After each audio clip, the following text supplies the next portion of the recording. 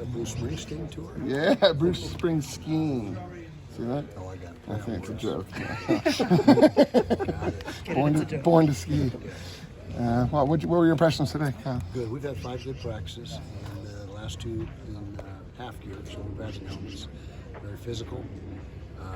Guys are working hard, and we'll get our money's worth. We're out here for a long time. It's a grind, and they're handling it well. What kind of progression are you seeing from Brewer and Rising, the quarterback, in terms of running the offense? Good progression. They're both performing very well. As we talked about last week, it's not going to be until mid to later this week before we start really. Well, we may not even start seeing some separation. I think we'll have enough body of work to really start to get some good evaluation. And to this point, they're clearly the 2 guys that are in the race. They're the only 2 guys that are in the race at this point in time. And they're both handling business and doing a good job. What's kind of the cohesion and chemistry like between the quarterbacks and the receivers and linebackers? Good. It's really good. And the receiver group has a whole new look. Added Theo Howard and Manir McLean, and Vele's healthy and back. Covey's completely healthy. And we just feel like we've really helped ourselves at the wide receiver position, and it's showing up right here. How's Brant Keithy look since he came back? Is he back to where he was before? The old Brant Keithy. He's making plays, and the tight end group is really productive for us between Brant, Dalton Kincaid, Cole Fotteringham's doing a great job, and Thomas Yasmin's really made a move. He's really showing up. The light switch has gone on for Thomas. Kyle, you've talked about having to be better at throwing the ball. Inevitably, there will be some turnovers, and there's always a cutaway on TV of you grinding your teeth after a turnover. And just wondering how much of that you can tolerate, kind of risk versus reward.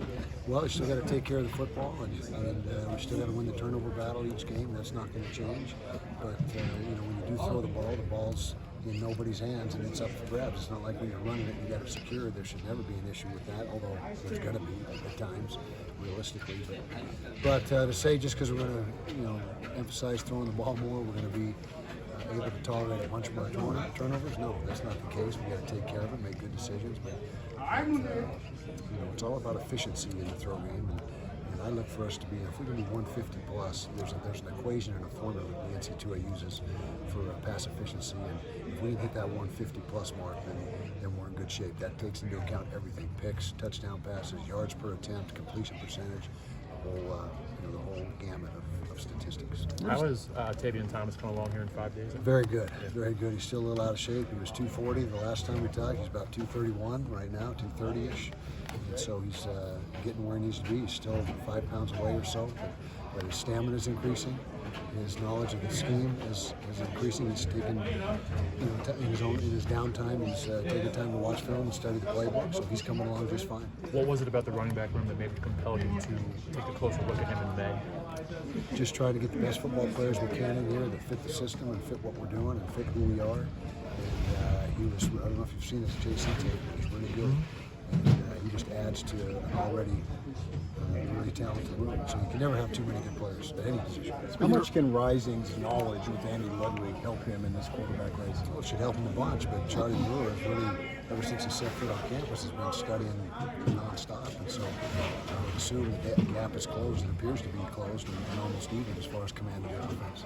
Speaking of running backs, what's TJ Pledger bring to this room? He brings toughness, quickness. He's a competitive kid, and he's got a great motor. He goes hard every snap. And the 4 guys that are vying for carries are TJ and Tavion, that we talked about, Mekhi Bernard, and Chris Curry. Those are the guys getting all the reps. Do they all provide big play possibilities? You always talk about explosive plays. Can you get them out of any of them, or just some guys? Some are more explosive than others, but each one of them is capable of explosive plays. I would say probably TJ and Mekhi are the guys right now that are showing the most explosiveness, but Chris Curry's more of a hammer inside, and Tavion's still trying to, like I said, get himself where he needs to be physically, and he has big play capability. I believe you look at the JC tape, he certainly did, so that's what we expect out of him.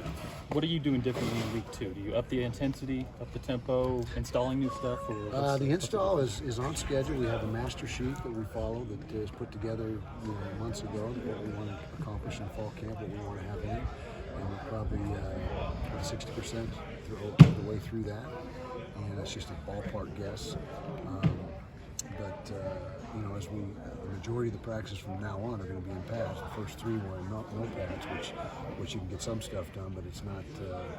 You're not able to do everything you want to do. But for 5 practices down, 20 to go before we got to line up and play, we feel pretty good about where we are right now. You have running backs, obviously, with that competition. Could you rank what you consider most important? And what I mean by that is, they've got to know pass protection, they've got to maybe receive out of the backfield, hold on the ball, breaking tackles, all that stuff. What do you view as most important? Well, it's all important, but if you had to rank it, taking care of the football is number 1. Being able to run the football, all great backs have the same thing in common. When there's nothing there, they make 3 yards. And that's what you look for. You got to have a guy that, when nothing's blocked up, you got to make something out of nothing. And that's critical that they're able to do that. Pass pro and catching the ball out of the backfield, those are obviously important as well. Pass pro is probably ranked ahead of catching the ball out of the backfield. Catching the ball out of the backfield is a bonus. If you can do it, and you do it well at a high level, that just opens up more possibilities for offensive coordinator. What do you want from Jalen Dixon this year? Speed up the field. Yeah. Speed up the field, consistency.